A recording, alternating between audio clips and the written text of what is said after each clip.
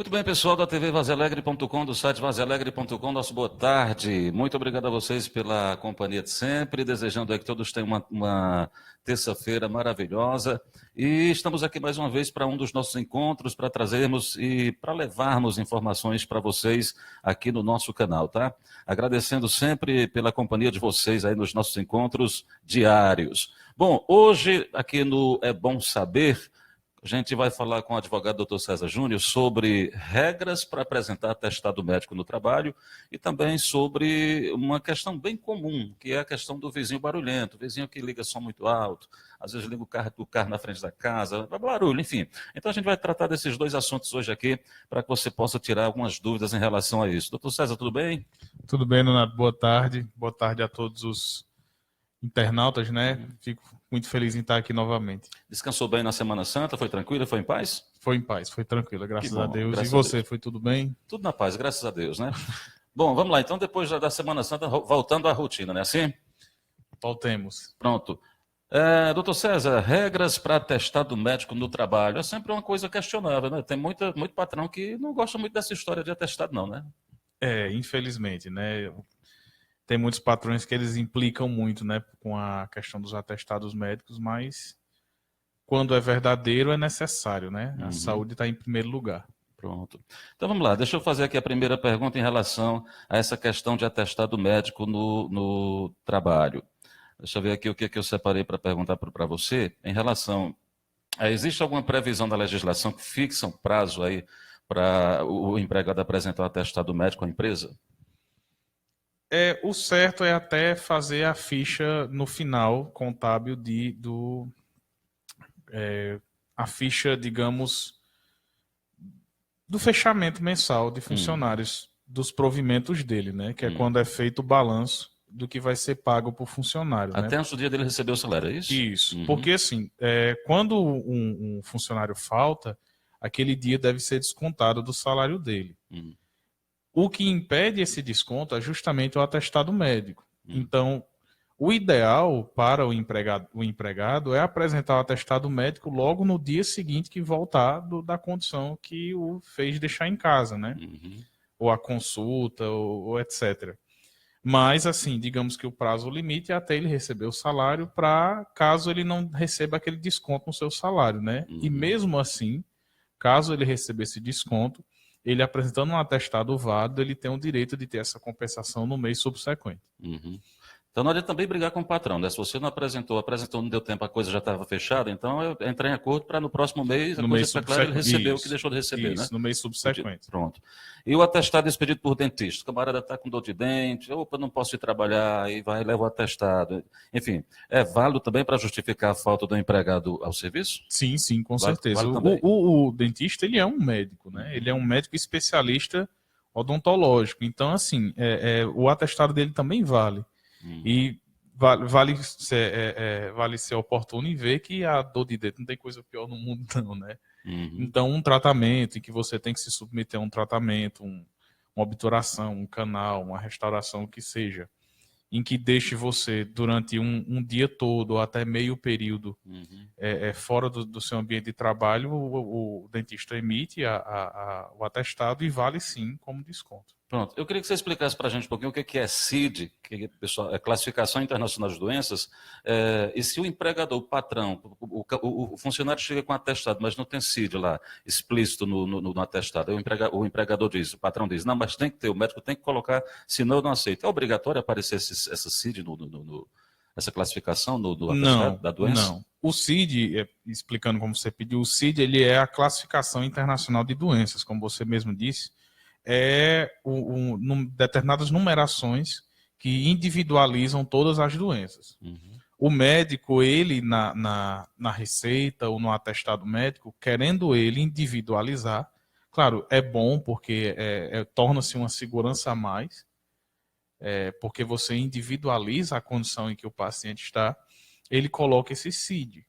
Para efeitos trabalhistas, no entanto, não é obrigatório, porque o médico ele tem fé pública em atestar a condição do paciente e não é pré-requisito a presença do CID. Digamos, é aceitável, é bom, é ideal, mas não é pré-requisito. Então, o empregador, o patrão, não pode se recusar em aceitar aquele atestado médico pela falta do CID. Uhum.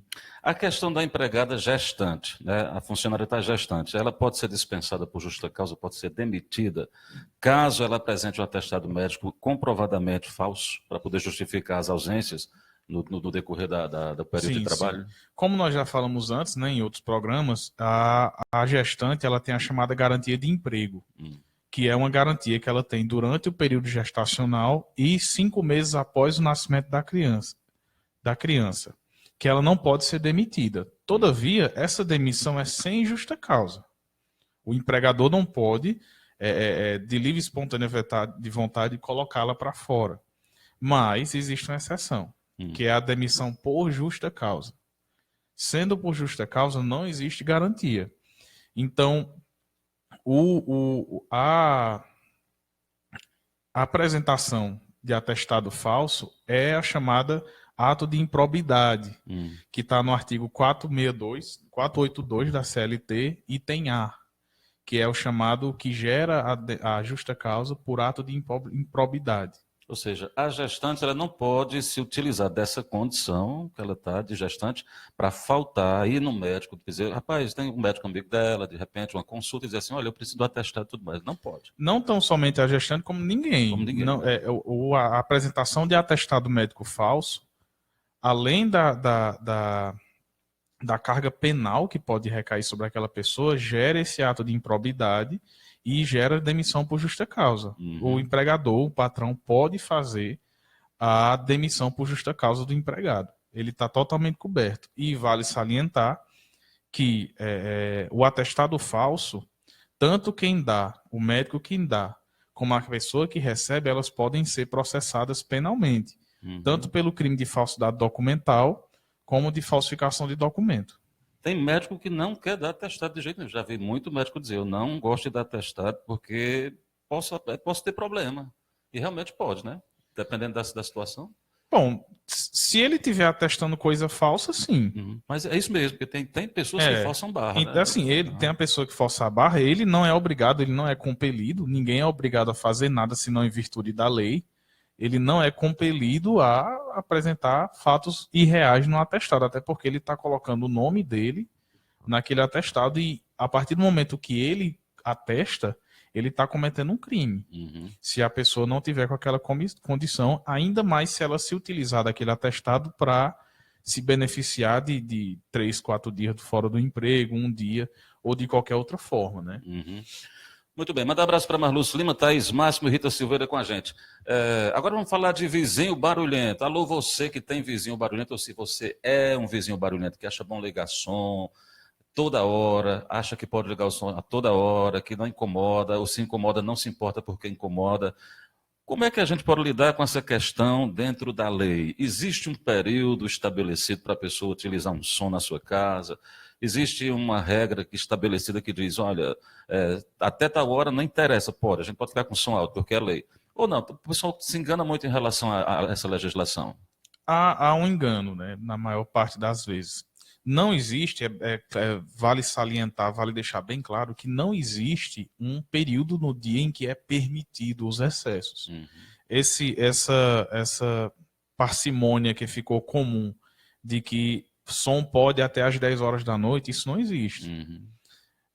O som... E nem a partir de 7 da manhã. E nem a partir de 7 da manhã. O som, quando ele passa a incomodar, seja som, seja qualquer atividade que produza barulho, ele não pode em qualquer hora do dia.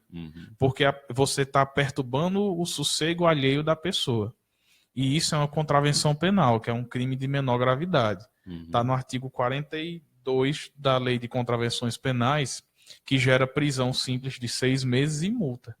Ou seja, não gera prisão porque é muito, muito incomum. Mas gera multa, você pode pagar multa. Então é bem claro. O som, você só pode usar de som alto se você tiver um alvará concedido pela prefeitura e pela delegacia.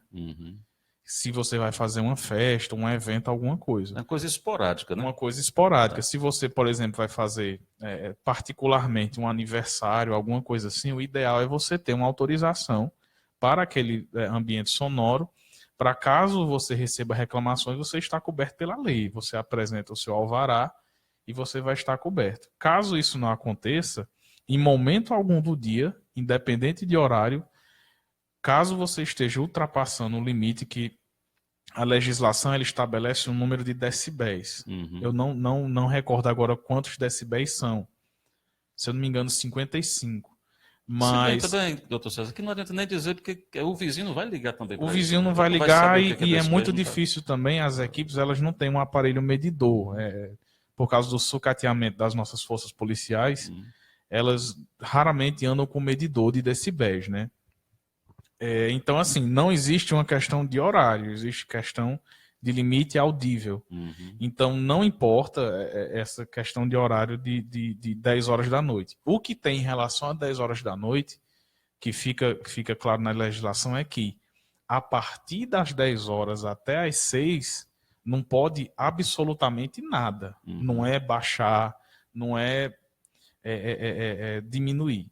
É que não pode de jeito nenhum, porque 10 horas às 6 é considerado período noturno de total descanso, total sossego. Quer dizer, mas vai muito pelo bom senso, né? Acho que chama muito pelo bom senso das pessoas, né? Embora, assim, o bom senso ele é sempre bem apreciado, mas muito pouco visto, né? Na maioria das vezes. E também é muito relativo, porque tem gente que gosta de som alto. Às vezes o vizinho também gosta de som alto e gosta das músicas que está passando, não se incomoda, mas o outro vizinho já não gosta. Justamente. Já fica aquela coisa, né, difícil de conciliar. Justamente. A pessoa que se sente incomodada com som alto, ela deve chamar a polícia. Se ela não consegue entrar no acordo com o vizinho, a polícia deve entrar no meio da questão? Até por uma questão de registrar um BO, uma coisa tem que ser feito isso. É feito, no caso, um TCO, né? Né? Que o BO é para crimes do Código Penal, que são crimes de potencial gravidade, e TCO é para crimes de menor potencial lesivo ou de gravidade, que são as contravenções penais. É recomendável porque, assim, nem sempre você sabe como está o estado alcoólico daquela pessoa, né? Geralmente, quem está com som alto, caso não esteja trabalhando, ele 90% das vezes ele está usando bebida alcoólica, né? Então você não sabe o humor daquela pessoa, o quão suscetível ela é para sair do sério, né? Então, eu não arrisco nem se a pessoa não estiver bebendo. Eu não vou lá brigar com ninguém, porque às vezes o humor da pessoa, assim, ela está bebendo, ele já pode estar alterado. Porque né? Pode acontecer justamente uma dualidade de problemas, que é ou você vai tentar fazer justiça com as próprias mãos, que é errado, inclusive é crime, você fazer uso arbitrário das próprias razões é um crime, ou então você vai sofrer um crime. Tanto você pode ser agredido, ser injuriado, ser difamado por aquela pessoa, como você pode até criar uma rixa e ficar um problema entre você e seus vizinhos, né? Não necessariamente um ao lado do outro, mas naquele ambiente da rua. Então é aconselhável que você chame sim a polícia para que ela, detentora do poder estatal de vigilância, tome as providências necessárias, porque aí ela tem a competência para desligar o som ou pedir para baixar, caso seja... elas vão saber a medida mais adequada a ser tomada, né? É importante que eu acho assim, porque fica registrado lá. Se for fazer uma segunda vez, já é uma reincidência. Já é uma reincidência. Então já existe uma gravidade a mais, né? E casas, residências onde tem idosos, onde tem pessoas enfermas, comprovadamente, é a pior situação. Né? Sim. Mais grave os casos para quem está sendo acusado de... Sim. Existem locais que, tanto a questão de idoso, né? Que idosos, crianças, né? Pessoas doentes, deficientes, geram uma certa gravidade, como também existe também alguns locais que imperam o silêncio, por assim dizer. Por exemplo, nas imediações do hospital, por exemplo, é proibido usar buzinas e som. Hospitais, escolas, departamentos como, por exemplo, a Câmara de Vereadores, que está em reunião. Então, existem locais que impera a lei do silêncio. Desta forma, caso seja comprovadamente que a pessoa usou aquele som com dolo de atingir, ela vai entrar no artigo 42 da Lei das Contravenções Penais, que diz que você não pode perturbar nem o sossego, nem o trabalho alheio por baderna, som, gritaria, quaisquer coisas que produzam aperreio, atrapalha o dia a dia da pessoa. Tem uma questão que o pessoal reclama muito, que é de igreja, né? Quem mora perto da igreja, que dos templos, geralmente, né, o pessoal coloca o som bem alto mesmo, né? Pode acontecer também. Ninguém tá acima da lei, né? Então, assim, caso aconteça isso com igrejas também, é bom que se convencione dela usar uma forma audível para ela, No né? interior da igreja, No né? interior da igreja.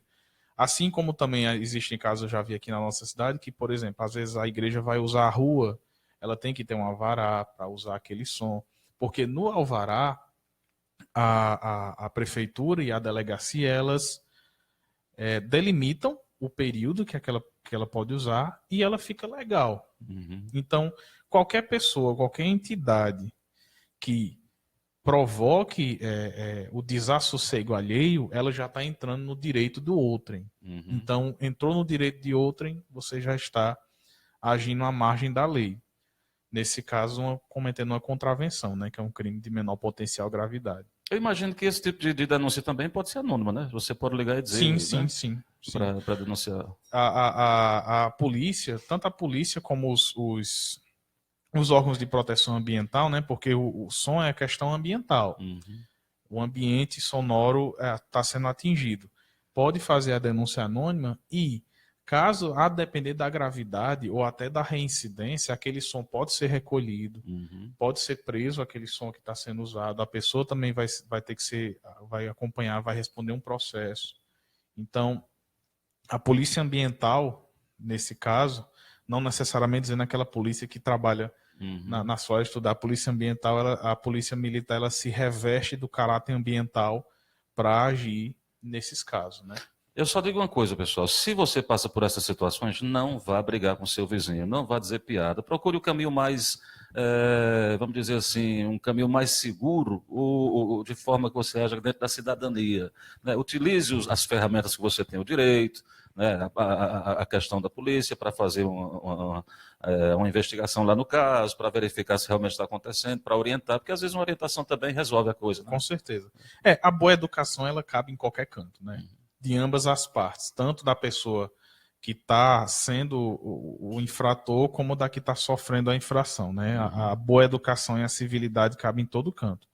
Claro que você tem que observar, são muitas variáveis que você tem que considerar, tanto a pessoa como a intensidade do som, como outras e outras inúmeras questões. Então, se você acha que não tem a civilidade, que não tem a paciência, ou que já está de saco cheio de ter que enfrentar aquela situação, é melhor deixar de lado e chame as pessoas capacitadas e treinadas para aquilo, né?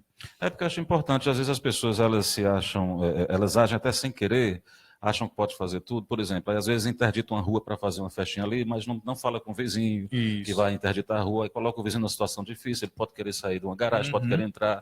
Aí complica, porque a pessoa deveria chegar na casa dos vizinhos e dizer, olha, eu vou fazer um eventinho hoje, tal hora, mas se atrapalhar a gente deixa aquele... Né? Com certeza. E nesse caso que você apontou de interdição de rua, tem que ter também um alvará, tanto da prefeitura como do Demutran, para haver essa interrupção do uso normal da via, né? Então, se você assim, é claro que toda a gente diz isso no mundo perfeito, né, por assim dizer, no mundo das leis que é perfeito. Eu acredito que ninguém que está nos assistindo ou que vai nos assistir ainda já tirou um alvará para usar som em casa. É bem difícil. Entendeu? Então, assim...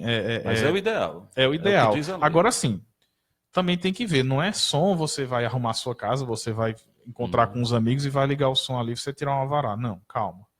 É uma festa de aniversário, é uma coisa que vai se estender por mais tempo, ou que você vai usar um equipamento profissional, entendeu? Então, tudo deve ser agido conforme o bom senso. Infelizmente, existem algumas pessoas que ultrapassam o bom senso, mas até com essas pessoas a gente tem que tratar com civilidade e educação que cabe em qualquer canto, né? Agora, se você vai usar o sonzinho também para o curtir enquanto você está fazendo a atividade da sua casa, também tem que ter bom senso. Se tem um vizinho que não gosta, você sabe que não gosta, então coloca perto de você o som, leva para perto de você, faz da melhor maneira para também evitar um problema. É mais fácil você que está com seu som alto diminuir do que as outras pessoas se protegerem com algum equipamento de proteção auditiva para não ter que escutar, né? Pronto. Muito bem, então tá aí. O doutor César explicou para a gente sobre regras para apresentar atestado médico no trabalho e também falou com a gente sobre vizinho barulhento, questão de som alto. Se você tem esses problemas, então, tá? Você se orientar melhor para não ter problemas na sua empresa e nem na sua casa com a sua vizinhança. Doutor César está atendendo onde e em que dias aqui em nossa Várzea Alegre? Eu atendo de segunda a sexta, na rua Juvenal Galeno, número 44. Dia todo? O dia todo. Horário comercial, né? Uhum. Se eu não estiver lá, tem um pessoal que vai atender, vai me chamar, que às vezes a gente está no fórum, está em deslocamento. No escritório Divina Ribeiro Contabilidade, eu atendo lá. Telefone Qualquer coisa, de contato? Meu telefone de contato é o 99950999 e o meu e-mail é contato.cesarjunior@hotmail.com. Muito bem, muito obrigado, tá? Mais uma vez, por estar Muito aqui com a gente. obrigado. Semana que vem a gente traz mais alguns temas para debater com o pessoal de casa, tá bom? Fico na Boa espera. semana, bom trabalho. Boa semana, obrigado para todo mundo. Boa tarde para todo mundo. Tchau, pessoal. A gente se vê. Até a próxima. Tchau.